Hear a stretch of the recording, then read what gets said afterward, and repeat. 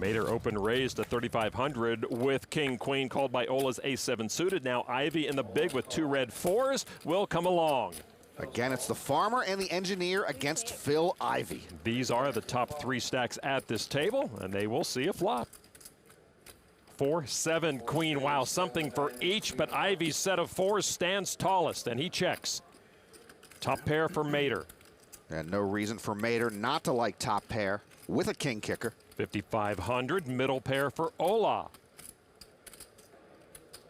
Ola is game. Now Ivey with a set of 4s. The pro with a check raise to 18,000. And Ivey's biggest fans, the Humphreys, are in the house. Good to see them. I've asked them to follow me around the country playing poker, but they have declined. Mater likes his big queen, and he comes along for 12,500. Well, Ola can't like it as much anymore. And he does get rid of middle pair, so heads up now to the turn. I never get any value with my sets, so I'm writing down what Ivey just did. Check, get both players to commit chips, then check raise, and thin the field. Jack of diamonds. Ivey now has Mater drawing dead. And Phil with a lot of the orange chips, a healthy bet of 35,000. Ivey bets 2/3 the pot and hopes he has a farmer on the hook. Well, the farmer does have top pair with a king kicker, but he's drawing dead and makes the call. And they are building a good-sized pot. River card, another queen. Ivey with 4s full. Mater with trip queens. And Ivey moves in for more than the size of the pot. Mater has him covered, but barely. Well, Mater has to love that river card, but of course, it's the worst card possible for him. And after much thought, Mater folds and saves his main event unbeknownst to him. A reluctant fold, but a good one from Farmer Phil. If Ivey knew what Mater just laid down, even he would be impressed. There is the flop. Jack 6 Jack, and nobody connects, leaving Kaplan's pocket pair as the hand to beat. Shannon Shore credits Jonathan Little and Eric Baldwin for helping him with his game early on. He bets 95 grand to Kaplan now. This guy just doesn't look like the chip leader to me. Maybe a bacterial infection specialist.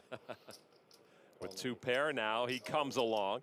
Mosbeck finally folds 7 high. We're heads up. Kaplan's gonna hang on with his pocket 3s on the flop. I get it. Deuce of clubs on the turn. Kaplan's still good against Shore's king queen.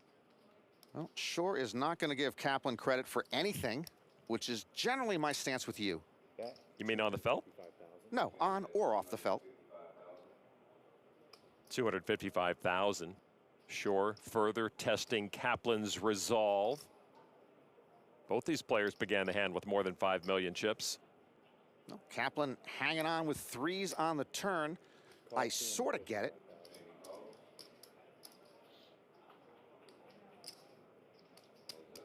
Kaplan is still good, though, with those 3s and jacks on board. 9 on the river. Shore left with king high.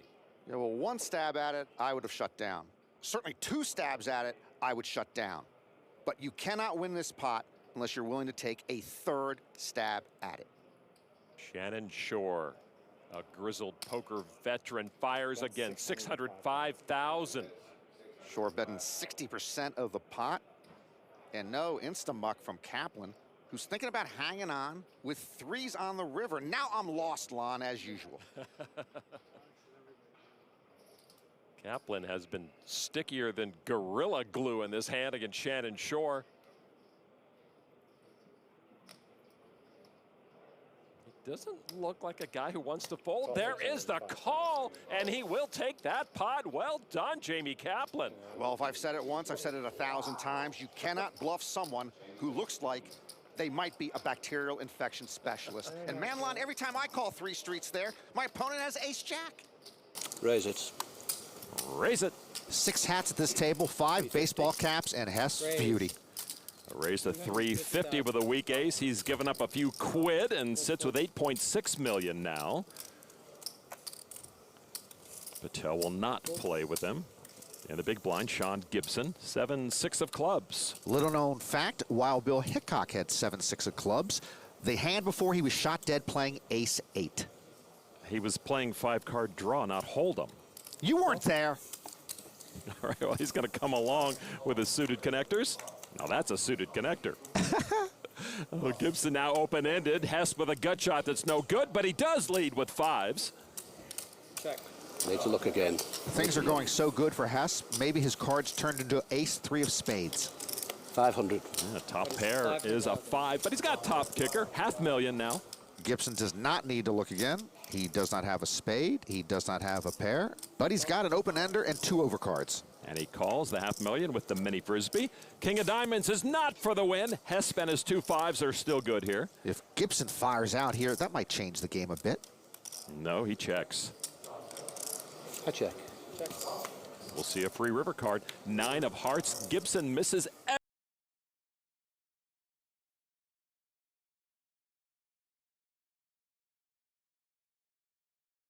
to win this pot. And that's 800,000. Against a pro, I think it's a bad bet. Against a fellow amateur, it might be a good bet. 800,000 into 1.9 million. Yeah, I don't think he's got a 9. Maybe a small over pair. This queen. The bet doesn't seem to make much sense based on previous action. 2 of the bigger stacks at the table. Do you want to call? I want you to go back to the small British village you came from. Yes or no? Give me a clue. Give me. I've got some of that. Not sure whether you have, that's the thing.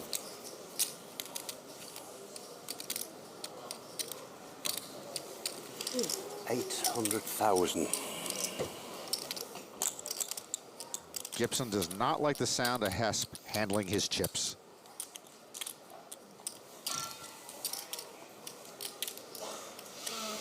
I call. And he wins.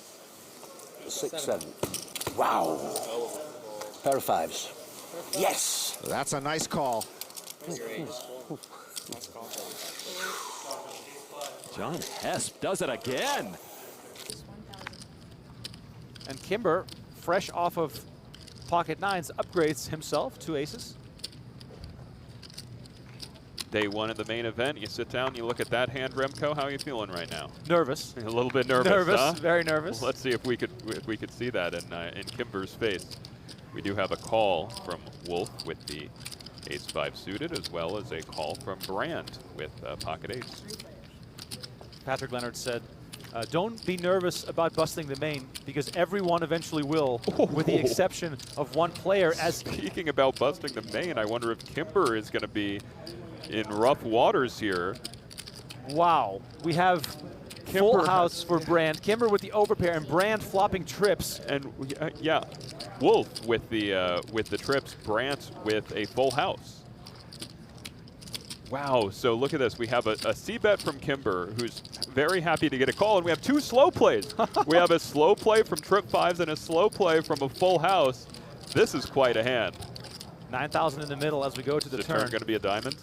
Oh, it's the deuce of diamonds, so now the nut flush draw also for Kimber. You couldn't have drawn up a more interesting board. Kimber still thinks that his hand is very good, obviously. I mean, both of his opponents just called on the flop. Kimber continues for 3,500 now. The question is, action on Wolf, who has trips, comes with the call now. Brand, this is where you get value, right? I mean, I'd be looking to check raise this hand here on the turn. I'd be thinking that maybe one of my opponents has a flush. If they don't, maybe one of them has like, maybe Kimber could have ace-king with the ace of diamonds type of hand, a hand he's not really going to want to relinquish here on the turn. So I'd be looking to raise it up here for a smaller type size, maybe 40% pot or so. And here it comes, 13,000 from Brand. Action back on Kimber. Now, of course, maybe slight concerns about the diamonds, but you have the ace of diamonds, so continuing, of course, is at the top of your mind. Yeah, I would not be folding here. To me, this is just, you know, a pretty mindless call. Your hand is very strong. And it looked like Wolf kind of raised his hand like kind of in exasperation. It's a tougher spot for Wolf than it is for Kimber with the action that's preceded him. Tripp's still a very strong hand, and he has to think that he has full house outs. Absolutely. He also closes the action here. Wolf potentially contemplating a fold. I mean, if he folded, it would be a brilliant fold. He does make the call. All right, so we have three-way action going to the river, 48K in the middle. Reminder here, everyone started with 60K. This is day one. This is already a massive pot. River is the 7 of clubs. The flush does not come in for the aces. Brand gets the check mark with his full house. What sort of sizing are we looking at right now to get paid off? Because Brand is facing two opponents here. Yeah, I mean, if you're in Brand's spot here, I'm thinking somewhere around half pot, maybe a little bit more than that. I'm basically thinking, what size would an overpair with a diamond or a flush pay off? 22,000 announced. A little bit less than half. This might just go call, Remco. Wow. But once Kimber called, wow, Oh. Kimber makes the fold. Quick fold with the aces from Kimber, and Wow. Wolf lets it go as well. Well done, gentlemen. Let's tap the table here. Two This is fantastic folds, yeah. very impressive. And she has called the 3-bet of David Coleman, who holds King Jack of clubs. After a 10-high flop, Lim has the best hand. She is checked. These are the hands that change the fates of peoples and nations, Lon. Wow, that's very deep. Coleman, 28-year-old online grinder. They are the worst, Lon. They just grind and grind. All they do is grind. Just grind. Coleman once the #1 ranked online player in New Jersey. That's a big state full of grinders and turnpike rest stops. 50th overall in the world at one point. 575,000. He's going to bet Yeah, that's what grinders do. They grind and bet. 575,000. Lim with the best hand makes the call. Turn card. 10 of diamonds. Pairing the board. Lim checks her 2-pair now. Coleman was such a successful grinder. He now has graduated to high rollers. Well, there's a big difference between online grinding to high rollers. I know there's a big difference. Why are you interrupting me? To stop you talking. Good for you. From Morristown, New Jersey, Coleman checks. Free river card, King of Diamonds, a thing of beauty for Coleman. I don't like the way Lynn played this hand. I don't like it at all. If she were still a pharmacist, I might take my business elsewhere. And now she checks again, this time from behind.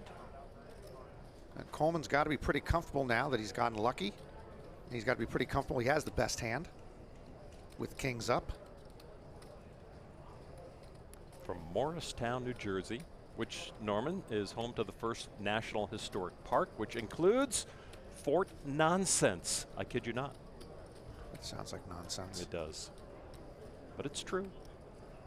Okay, back to Coleman, who likes Frisbee golf, Lon. Is there a shot clock in Frisbee golf? Now puts out 1,150,000 with the best hand.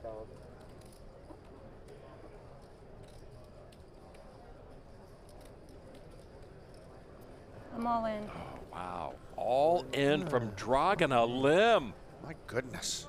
An unexpected check shove from Lim. Coleman getting nearly 4-1 on a call, but it's for his main event life on day 6. Lim started this hand with twice the stack as Coleman. You know, it just doesn't add up, though, maybe, if Coleman puts it together. You know, would she have checked top pair on the flop? Or checked a set of deuces or threes? Would she have checked trips or a full house on the turn? Yeah, Coleman knows those are all in play, but still a decision for all your chips this late in the main event is something worthy of taking extra time. Lynn should have told everyone who she's playing for. Maybe Coleman just folds here if he knows animals will benefit. Good point. Coleman's got that look like, what are you doing? It just doesn't add up, so. Oh, what's he gonna do? Don't we have a commercial break coming up? We do indeed have some bills to pay, Norman. So while Coleman sits in the tank here on the river, we will take a quick break and come back for this all-important decision. Lim and Coleman locked up on the river.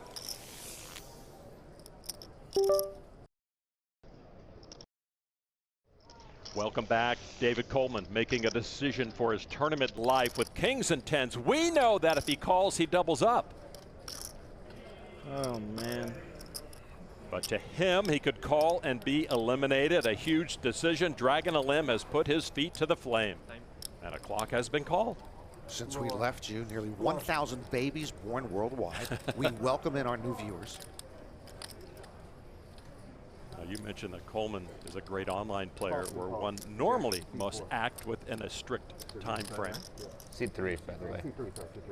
Yeah. So it's going to be 30 seconds.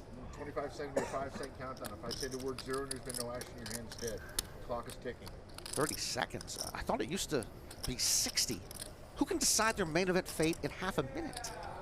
Hopefully everyone can. Clock affects people differently.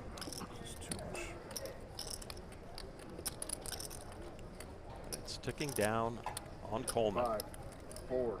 And he does beat the clock, and with that call, beats Lim out of that huge pot. Wow. If Coleman gets to the final table, he'll remember that call forever. Back at an outer table, folded to former Hasbro toy executive Pierre Neuville in the small blind. Neuville with a couple of runner-up finishes in EPT main events and a runner-up finish here in a World Series event. With a suited king 6, Neuville raises to 475. Sequeira with 2 red queens. Boy, Neuville should get a speeding ticket there, and Sequeira certainly could make him pay for it right now. Well, Pierre, with the blind-on-blind action, had to open up his range, but Sequeira wakes up with a real hand. The 2 blinds, one with a big hand, and the other probably with an enlarged prostate. Neuville has Mario out-chipped by over 3 million. And with the queens, a re-raise to $1.2 million. Back at you, Pierre. Yeah, that 3-bet should slow Pierre down. Actually, it should shut him down. Yeah, it should, but Pierre doesn't look like he's going anywhere fast. Sequeira sitting pretty with the pocket queens. And wow, a 4-bet to over 2.6 million from Neuville. Well, we've seen this before. Neuville drives a lot faster than most 72-year-olds. He puts the pedal to the metal with that re-raise. And now Sequeira has to wonder, did you wake up with a big hand in the small blind, Pierre? And there is just a call to close the action. But what action it was, over 5.5 million in the pot pre-flop. And here is the flop. And there's a king for Neuville, just like that. The queens are little more than drink coasters for Mario. And this is the second time tonight we've seen Pierre look back at his cards after hitting one of them to make sure he has what he has. The other time was when he rivered 3 deuces against Josh Beckley. And now Pierre continues firing. Almost 3 million there with that bet. That's a healthy bet. More than half the pot. Mario now. 2,950,000. He raises all in. That got Pierre's attention. And look at this pot now. And will Pierre Neuville risk about half his remaining stack with top pair, bad kicker?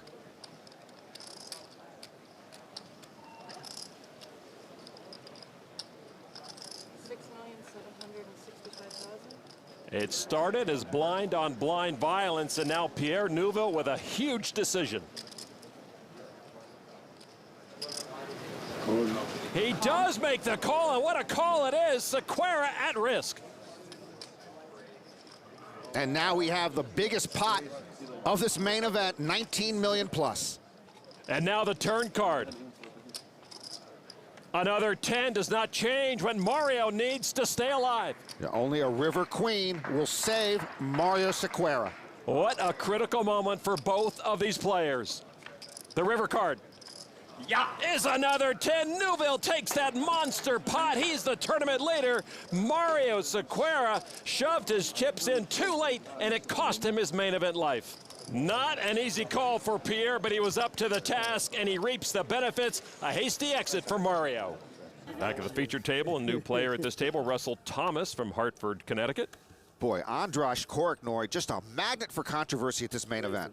That penalty with the blinds up will cost him $180,000. The blinds now 30 and 60,000. Malherbe with ace deuce suited with an opening raise to 125,000. Jack 9 of spades for Merson. When he was learning the game, the only poker book Merson read was by Phil Hellmuth, who at the time was his favorite player. He has sworn that off now. But he is part of the moneymaker effect, so you've had a hand in his success. Terps help Terps. Merson with the call. Thomas folded, Elizabeth Hill on the button, 10-4 of hearts, and she gives it up. Sam Holden in the small blind folds. And the big blind, Paul Seam, lives in Clearwater, Florida, from the Netherlands, recently became a U.S. citizen. He calls with Queen Jack. Seam, a 41-year-old computer engineer. 3 players will see the flop. 6, 7, 7, 1 spade. I think that flop is from another deck. It didn't come close to hitting anybody here. Seam missed and checks. Malherbe with his ace high, which is the best hand. Has chips in hand, bets 225,000. Malherbe takes a stab at it. We saw just a little bit earlier that Greg Merson is not always ready to give up on pots. He is third best out of the 3. And I don't think he's too worried about that. He does call. Well, Merson with a call and a plan. Seam folds, so heads up. Malherbe and Merson. Turn card. 4 of spades gives both flush draws. Malherbe has the nut draw. And Jean-Yves continuing to put pressure on his opponent. 520,000. Malherbe barrels ahead, bluffing with the best hand. Okay, now we'll see if Greg Merson tips his hand, or his plan, that is. Push your up. 1, 3, 35. They have almost identical stacks. Malherbe with slightly more.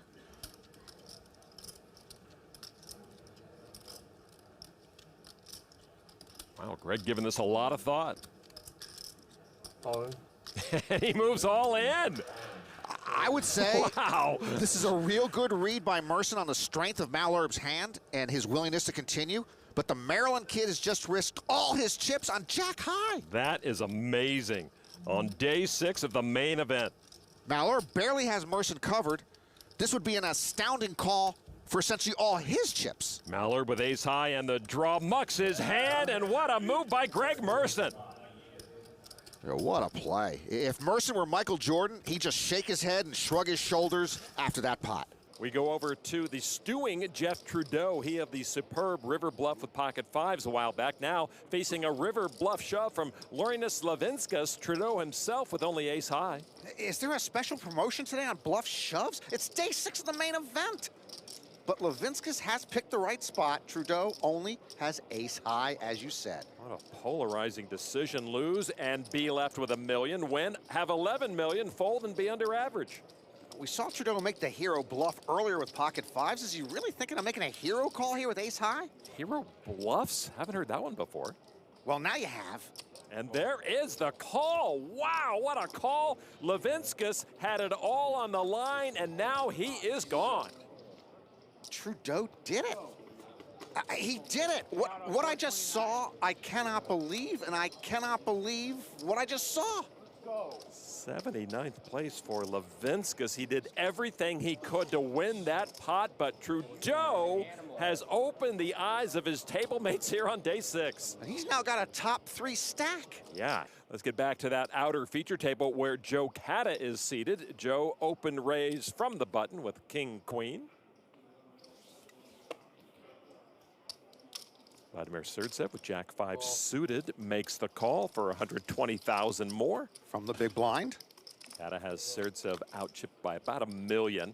But Surdzev with the best of that flop, top and bottom pair. And Surdzev checks.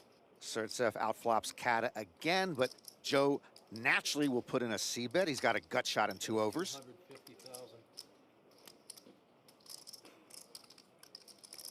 250,000 from Kata. And Surtsev just calls with jacks up. Very casual call. He's got Joe Kata right where he wants him. Turn card. Kata comes up empty. He's a 10-1 dog here. Ukrainian is going to lead out this time. The engineer bets 340,000. Surtsev is aging the kid fast. Oh, Kata reaching for lavender chips, 100K each there, Norman. Oh, I forgot the kid is all grown up. He's going to bluff raise. Yeah, Kata's raise is to almost 1.2 million. Raise 1.175. Wow, what story is he telling? And Surtsev seems okay with that. No, I thought he might come back over the top, but maybe he's looking to trap Kata. Kata not happy right now. 3.5 million in the middle. River card. Oh, wow, that 10. Kata is very happy right now with that straight. I guess that's how you become the youngest main event champ ever, the lucky stiff. The straight comes atop a golden barge on the river for Joe Kata. It's checked to him, and Kata says all in. Oh, I wouldn't have shoved there. I would have gone with a half-pot size bet. Heck, I was making half-pot size bets when Kata was still on a paper route in Shelby Township. Oh, wait, you don't even play No Limit Hold'em. Hey, back off. It's called creative license, pal. Surtsev is confounded here. If he calls, he's gone. Well, what may be a fly in the ointment for him is Kata's raise on the turn. Why would he do that then?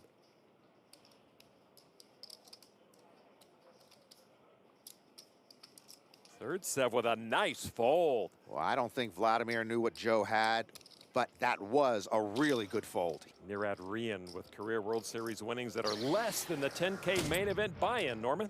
We do not know his age. I'll put him at over 21 and under 91. Average stack right now, 12.3 million. Nirad Rian with ace-9 and a raise. Kalse Chow's tattoos all are old enough to play in the main event. He folds an ace. On the button, Rich Zhu with pocket jacks, born in China, an electrical engineer. I play with Rich a lot at Hollywood Park in LA. He always has that jacket, and he always has a lot of chips. Players applauding the announced names of the main event departed. Rich called. Danny Tang in the big blind, unsmilingly folds. So two players, Rian with ace-9 against the jacks. There is a 9 for Rian, but Zhu still with the best hand. Almost all of Rian's tournament cashes have come in Jacksonville or Las Vegas. Anywhere else in the country, you can beat him. Zhu with the best hand with the jacks. Zhu with 12 World Series cashes to this point here in 2018. He's a wonderful mixed games player. He just dabbles in Hold'em. He does call with the best hand. Turn card now. Deuce of clubs. Zhu still good. This is the pose Rian took when he auditioned for the role of a criminal suspect who did not want to be interrogated on Law & Order SVU. He got a piece of the board, so he's still betting. 1 million this time. This is one of the problems with pocket jacks. It seems like you're always having to navigate an ace, king, or queen on the board. Rich undeterred so far. They will see a river. 8 of hearts. Zhu is best with the jacks, and so he has full confidence in them. Rian also maintains this pose for any job interview, and he has not worked for many years. 1.3 million now from Rian. Boy, Rian never stopped firing. King is good. King is good. I don't have a king. Rich Zhu held on with those jacks, and his read was true. Back to the outer table now of Antonio Esfandiari. He bet 13,500 with a gut shot to a 6-high straight. David Tuchman has pocket 7s and a gut shot to a 7-high straight. Two of poker's TV voices battling again. Tuchman, a veteran poker broadcaster. 3 hearts came out on the flop. Antonio bet 13.5 and Tuchman then made the call. Turn card now. Another 5. Tuchman still ahead. Antonio, 2-time World Series bracelet winner, bets 36,000. Antonio's hitting blanks and firing bluffs. Tuckman takes longer to act than most because he's broadcasting the hands in his head as we go along. Lon, you couldn't do that. I couldn't come anywhere close to what David Tuckman does. A 40-year-old counting out some of the orange chips. And there's a call. Antonio putting a lot of pressure on Tuckman in this hand, though probably not as much pressure as the masseuse is putting on him. The river card, 10 of hearts, a fourth heart on board, misses Antonio, so the pocket sevens of Tuckman are best. Well, we've told you before, Antonio usually isn't bluffing when he bets the river. This time he's bluffing from here to Tehran. 86,000, and he will test Tuck. Yeah, Tuck goes to the self-massage when he's faced with a tough decision. Oh, he didn't win 18 million bucks, so he can't afford the masseuse all day like Antonio. Well, the $18 million poker TV analyst trying to scallywag the poker TV broadcaster. Something tells me I'm good. What do you think? You're good, but if the magician's bet makes you fold, he's better. Something tells me I'm good. Tuck has the right idea. Well, Dave's either going to make a speech, do some yoga, or maybe act on his hand.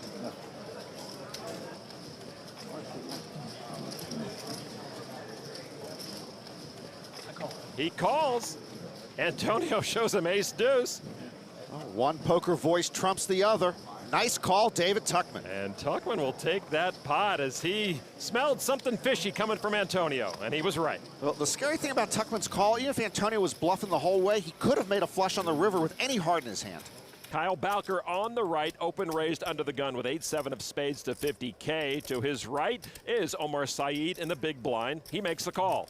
Bowker, you may recall, put a hit on Daniel Negreanu earlier on day 5 with deuces full.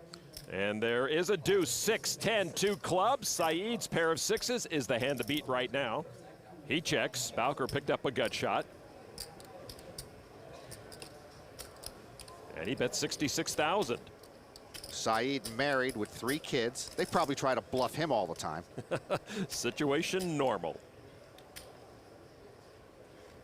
Saeed makes the call for 66,000. All right, turn card. 5 of spades. Saeed still ahead, but Bowker improves to a 2-way straight draw and a flush draw. Saeed checks. That's a big card for a guy with 8 high. Yeah. 2-way straight draw and a flush draw now. Plus with that card, Bowker might get 15% or more off car insurance. Bowker bets 125,000. Not a real big bet. Trying to make Saeed think he wants him to call, though he doesn't. A married man should recognize this type of mind game. Saeed does make the call. He still has the best hand, but it's dicey at this moment.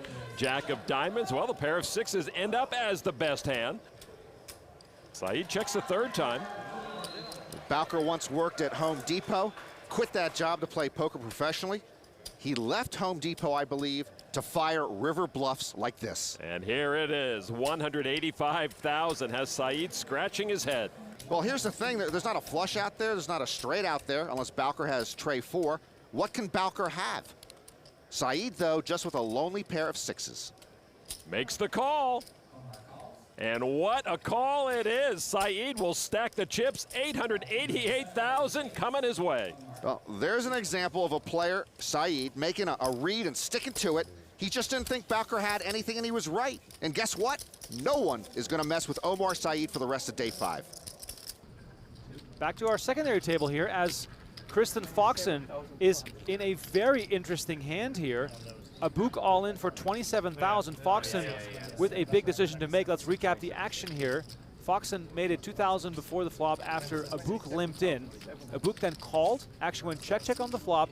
Then Abuk bet 1,800 by the looks of it on the turn. Foxen called and then shoved his entire stack on the river. What do we make of this? Well, I mean, we've seen him make quite a few aggressive plays so far, namely the ace-5. We made it, guys. And yeah, it's a tough spot. You would imagine that she thinks she's bluff catching, but in this particular case, Abuk has a hand that Nice try, David. I would imagine he's hoping he gets called. And understandably so. The passive play on the flop from Kristen, he may be thinking she has a weaker ace, a queen, a hand like 2 kings. She's got that king of spades working for her. Sometimes it's unattractive for players to call big bets when they feel like their opponent isn't bluffing, even though here we can see that her opponent does have a slightly worse hand that he's trying to get called by. Now, of course, Foxen announcing she has a big hand. We haven't got to see any of your shows yet.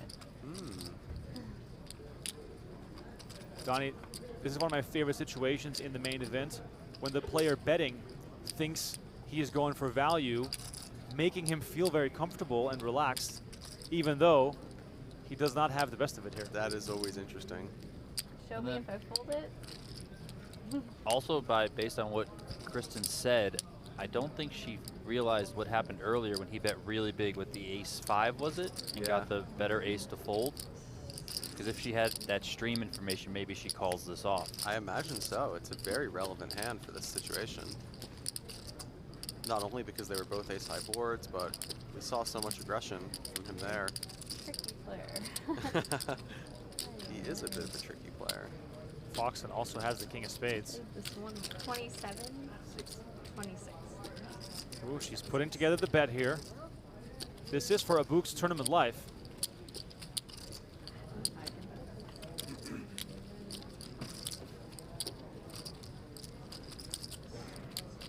These chips, of course, very valuable to Foxen. She does not want to call and be wrong here. What a massive overbet. Sometimes in these moments, you just really got to listen to your heart. Wow. She called it exactly. Very nicely done. Let's see if she follows through on it. She does have a big stack, so calling here and being wrong would not be the end of the world for her. All right, I call. And she makes the call, and Abuk's tournament is over. Wow. Very nicely done by Kristen there. Thank you. Thanks. It's like, good game. Wow, Abuk took his shot.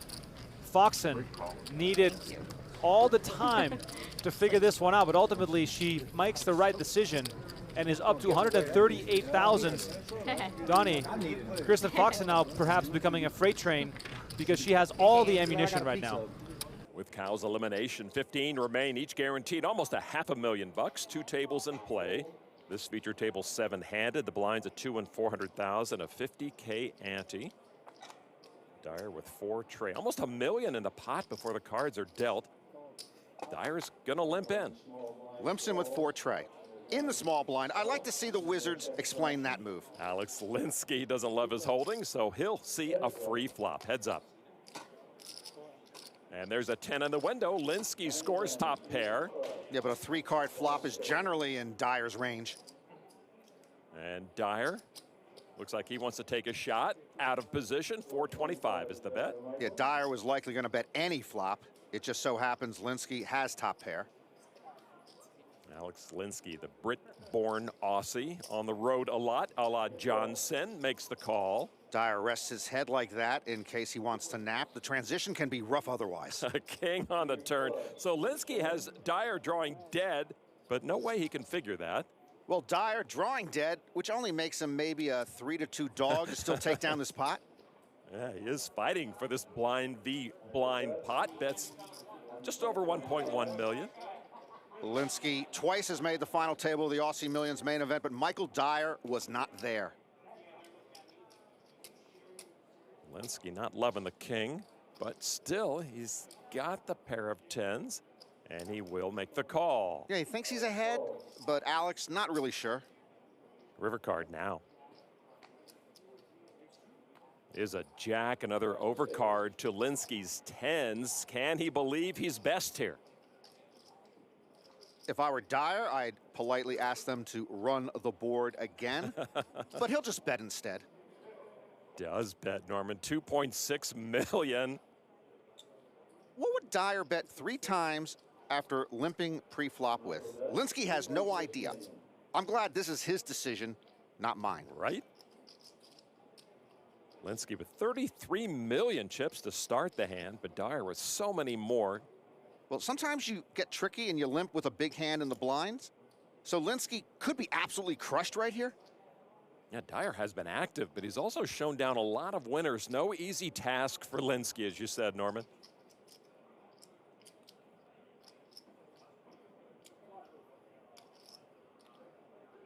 And there is the call. Maybe the spell is broken. Linsky was going to take one for the team, but catches Dyer.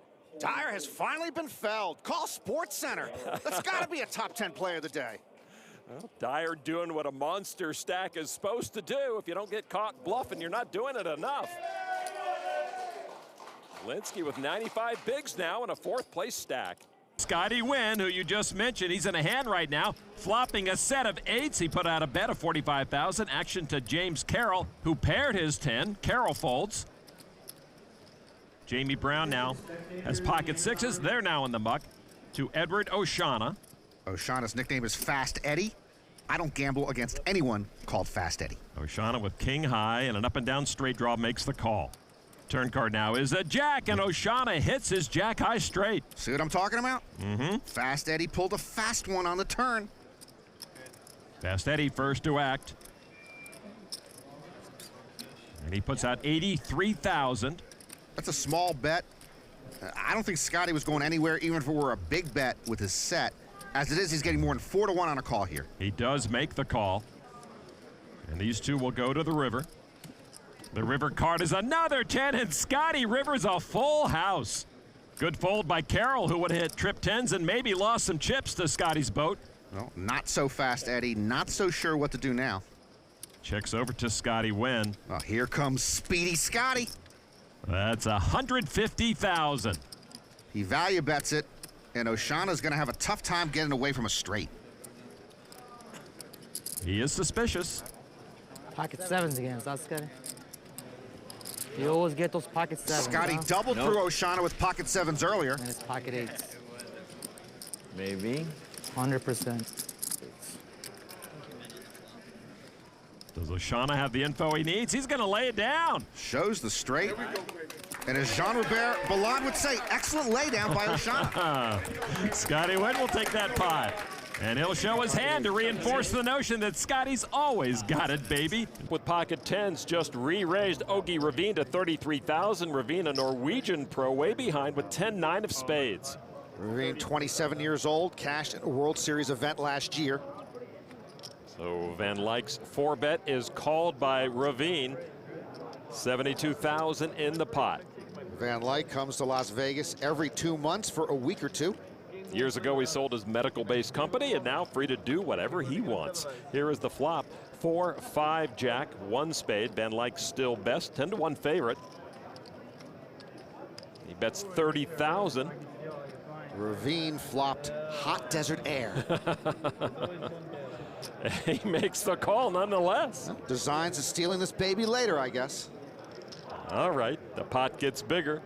Turn card now. Another 5, 2 pair now for Van Lyck. And when you get called, you start having second thoughts. 20,000 only this time. I'm sorry, did he just bet 20,000 into a pot of 132? He's one of the big stacks. He should act like it, for goodness sakes. Ravine drawing dead and still reaching for chips. And he raises to 50,000. See, you open the door for lunacy. You just crack that door open an inch, and the aggro-maniacs are gonna storm the castle and try to steal all your castle flatware. Now Van Lyck, trying to consider the validity of that raise, does make the call. 8 of hearts on the river. Well, now I would just check. Your hand has showdown value, or maybe you can let Ravine bluff at it again, and then you make your decision. He does check, perhaps befuddled by Ravine's actions. And now Ravine bluffs at it for 100 grand. And a quick call from Van Lyck. Well, he's got 10 high line. And Ravine will have to hand it over. I think Van Lyck knew what he was doing there. I was the clueless one. A pair of 10s and 5s are good. I keep the green chips. Oh my God. Can you call there? Ravine can't believe he was caught in the castle without a castle pass. I thought he had bigger than 10. Unbelievable. Garage is called a raise with King 10 from the small blind. On the right, big blind, Yao Yen with Queen 4 suited. Robert Kolner opened the action. The champ against two 50-something amateurs. There's the flop. Pair of kings for Aldemir. Takes the lead. He checks over 2. Yao Yen from La Crosse, Wisconsin. Does the University of Wisconsin lacrosse have a lacrosse team, Norman? We'll get to that in just a minute. A bet from Yen. Kolner folds. Back to Aldemir. Aldemir started learning mixed games. Apparently bad news for everybody. And he finished 6th at this year's 50K Poker Players Championship here. And he will make the call against Yen. And yes, the women's team finished the 2022 season 8-8. Their nickname is the Eagles. I didn't get a chance to answer. Aldemir still good with top pair. Checks again.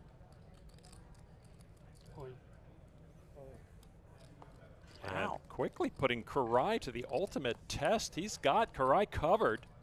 Is he semi-bluff shoving the defending champ on day 4 of the main event? That's gangsta poker. That's Al Capone with a baseball bat. I mean, this is a pretty great move. This is a tough decision for Karai for all his chips. Oh, this has been choppier waters in this main event than he faced last year on his way to sailing to the title. Oh, and now you're taking off your shades to let him study your face in the buff, so to speak? Props to Yao Yin.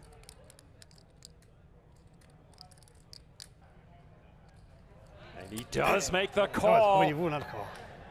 Well, that's a nifty call from Karai. I don't know if this entered his mind, but I never trust anyone in a short sleeve plaid shirt. One card to come. Yeah, Aldemir made the right call. Now he needs the deck to treat him right. A club sends the champ home. One card to come. Will Aldemir stay in the game? The river card is the 6 of spades, and Aldemir still alive with a stack. Give the men chips. That brings him up to an average stack and keeps his main event defense alive.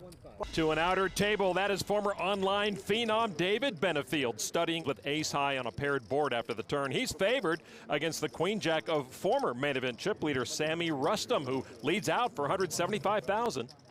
Sammy still has a big stack. Rustum typically active, often with nothing. Benefield is a rare college drop-in. Now going back to college at Columbia, he makes the call. Sometimes the weak ace is strong. It's rare, but Benefield seems to recognize it in this spot. River card, deuce of clubs, both miss with that third club on board. Rustum to act. It's the bluffer and the non-believer. Sammy reaching $450,000 this time. Rustum trots out another big bet, nearly 3/4 of the pot. Benefield wondering if ace high could be good here. It's very possible Rustum had a flush draw and just got there. Benefield going back over the footprints of the hand, trying to get some clues. I've never seen that snapback move before. It was entertaining, but I wasn't fond of it. Just couldn't release the chips. Now does make the call. Ace high's good. David Benefield with some lights out poker there. I mean, I could see Rustum had nothing, and I was still convinced he had a hand. Benefield, a whip smart player, figured out that difficult puzzle, picks up some valuable ammunition here on day 6. Rustum can still count over $6 million in his stack after that bluff gone south. Don't got too much. Novinsky's glasses are back, and all is right with the world. Across the table, Paul Hofer bluffed at the pot with a busted straight draw. 25-year-old German bracelet winner. It was the standard flop a gutter, turn a double gutter, whiff the river, bluff. When Richard Nixon played poker, this was his signature play. Hofer, German-born poker pro living in Austria, like all German-born poker pros. Mike thinks something's up. 875? 885. 885? Yeah. Novinsky willing to put in the extra 10K, I think. He does. Sure.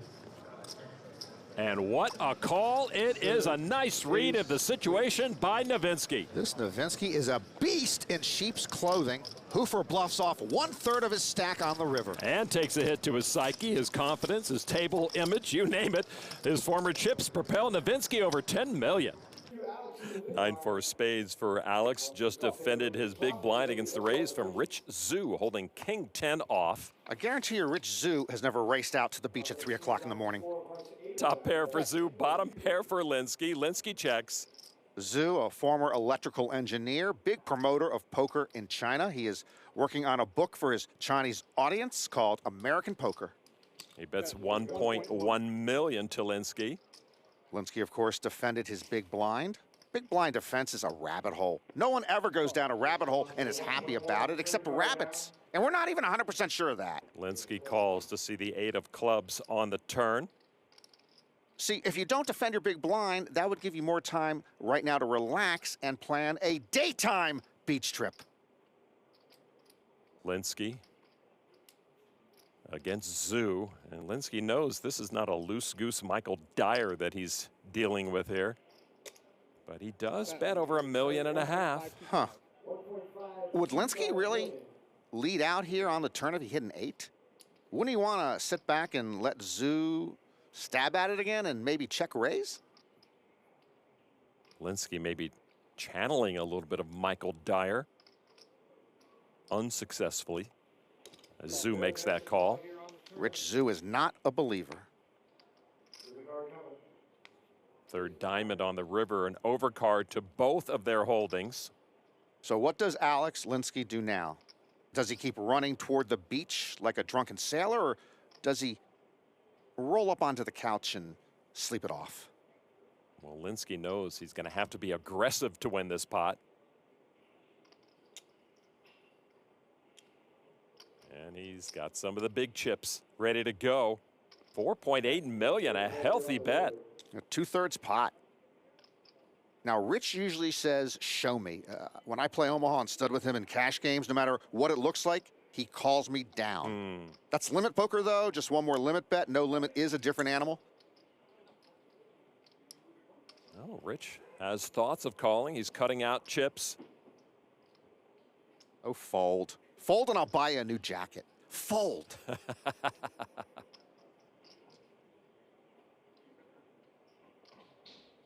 I think Rich is going to say, show me. Show me, Alex. Big blind special or big blind bluff? Rich Zhu wins that pot. Alex didn't break his nose again, but he did damage to his stack. 34-year-old Ryan Fan at the feature table. His third main event, improving with each showing. He's got pocket jacks. The Lon McCarron Memorial hand rears its ugly head. A raise to 700,000 from Fan. Brink on the button. The worst starting hand in Hold'em. Into the muck. Metalidi, queen jack of hearts in the small blind. For some reason, when I look at Artem Metalidi, I expect him to say, I've always depended on the kindness of strangers.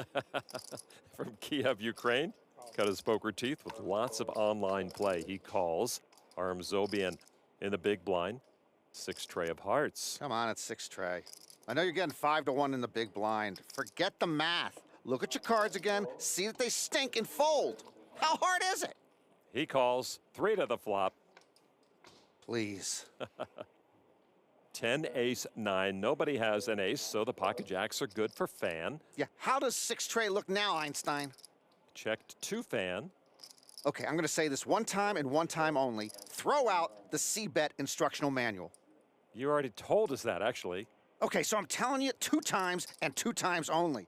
Man, why don't you just nitpick me to death? You want to be buried or cremated?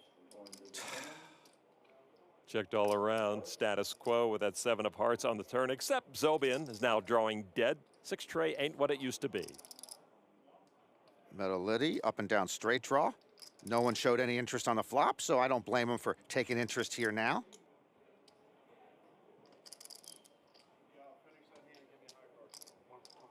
And why does the kid still have, thank you. It was 6 tray, remember it. So Fan now with the jacks, which now seem a bit troublesome. You can't even win with jacks. when you have the best hand. Metaliti did not raise pre-flop, so does he have an ace?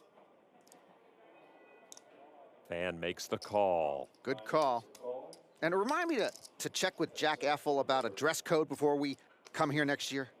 5 of spades on the river, so Fan's hand is best. 6-8 got there. It got there on the turn, actually. Well, it got there again. Man, you are nitpicking me to death. Metaliti with the action. He can only win by betting. He does fire again. 2.8 million, really putting Fan to the test. Well, Fan was trying to control the size of the pot. He wanted to get the showdown without putting a lot of chips in to get there. Geez, it just seems like you can't even win with jacks when you have the best hand. Metaliti with a much bigger stack. Little no-limit heat on Ryan Fan here. To call here, it's another 20% of Fan's stack.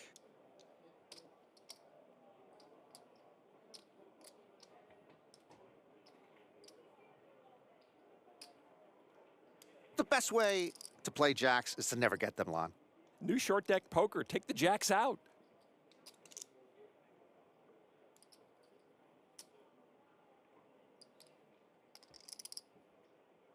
Make us proud.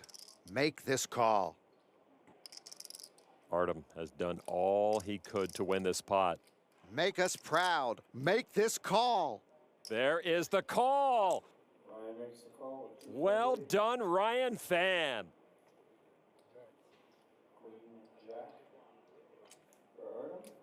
Ooh, that call might have pulled a muscle in Metaliti's left shoulder. That will earn Ryan Fan chips and respect at this table. Yevgeny Timoshenko has raised to 17,000 with Queen 10. Vimy with King Jack.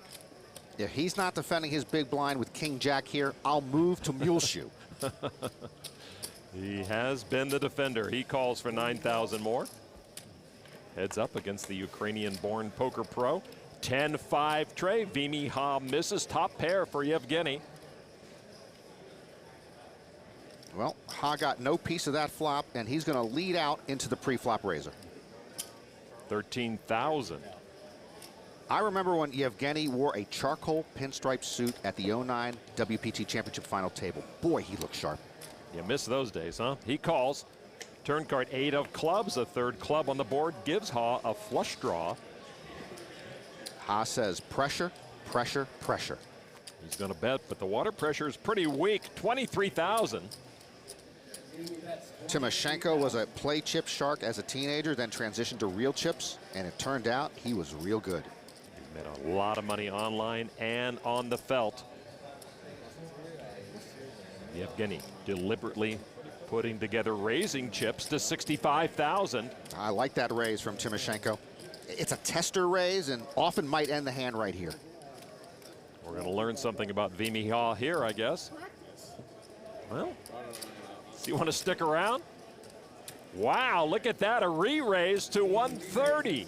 I no longer like that raise from Timoshenko. Ha's got a lot of game, maybe too much game. Feeling bulletproof with those newly won chips. And now Timoshenko with the best hand. Well, he's not convinced by Ha's actions. There's the call. Uh-oh. River card now. Another 5, more importantly, a red 5. So Timoshenko's hand is best. Ha never paired up and missed his flush. I don't know if that's going to be an impediment to his aggression. No impediments for Vimy Ha, 200,000. Ha bet out on the flop. He 3-bet you on the turn. He bets big again on the river. What do you do here if you're Yevgeny Timoshenko? Timoshenko very methodical. And the pump fake. Yeah, I don't like that at all. He tried to get a read off of Ha, pretending he was going to call. I never liked that at all. I call. Yevgeny does call. King high. Huh? King high. Yep, king high. Yevgeny saw through the sham and will take it down. Terrific call by Timoshenko.